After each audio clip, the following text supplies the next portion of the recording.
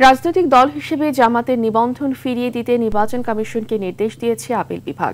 প্রধান বিচারপতি সৈয়দ রেফাত আহমেদের নেতৃত্বে 4 সদস্যের বেঞ্চ সকালে এ রায় দেয়।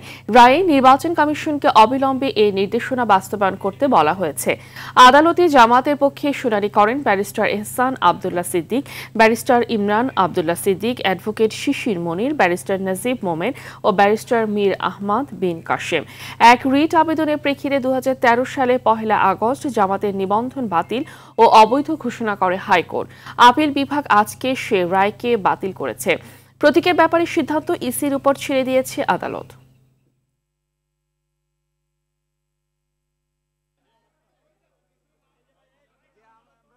হাইকোর্টের যে রায় ছিলেন এই রায়কে বাতিল ঘোষণা করেছেন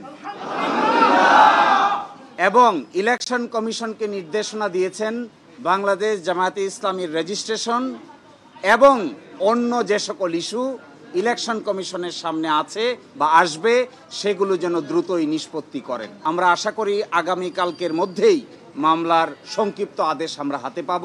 এই সংক্ষিপ্ত আদেশ আমরা ইলেকশন কমিশনের কাছে অ্যাপ্রোচ করব। বাকিটা ইলেকশন কমিশন আইন অনুযায়ী অতি দ্রুত জামাতের নিবন্ধন এবং জামাতের প্রতীক বুঝিয়ে দিবেন, এটা আমরা প্রত্যাশা করি।